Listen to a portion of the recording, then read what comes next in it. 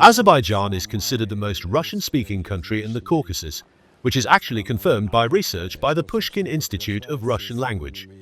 The Russian language is a subject of special care for you. How do you manage this, and what does it give to Azerbaijan? Как вам это удается и что это дает Азербайджану? It is easy, because it is in demand in society, and there have never been, and will never be any restrictions, at least during my father's and my time. On the contrary, we are trying in every possible way to create additional conditions so that people know the Russian language better, know it perfectly.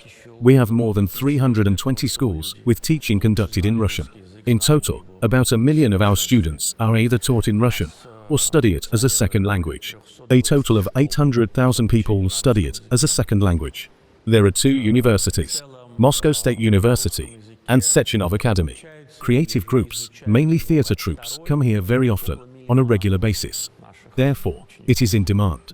It lives and feels good. What does it give us? Well, first of all, from a purely practical point of view, knowledge of any language enriches you, and a good knowledge of the language gives you the opportunity to fully delve into literature and some scientific developments.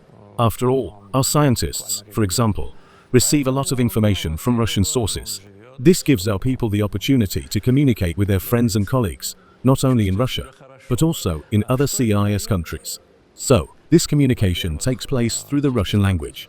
I communicate in Russian with all presidents of CIS countries. Our teams communicate in Russian. When we meet, we speak Russian. This is what it gives us. And of course, this is also a factor of comfort for the Russian community in Azerbaijan. This is one of the factors of positive intergovernmental relations between our countries. This suggests that, again, I partially return to what we talked about earlier. Such an attitude to the Russian language does not categorically infringe on the Azerbaijani language, our identity or culture. Absolutely not. On the contrary, it creates a friendly atmosphere.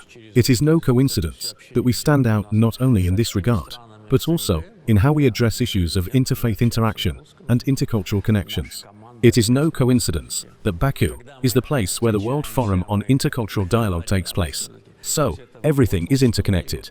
I think that our policy has proven right.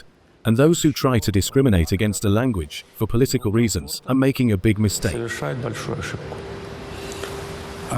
You once said that you would not allow the creation of an emigrant nest in Azerbaijan aimed at subversive activities in Russia. And so it happened. Did it require effort?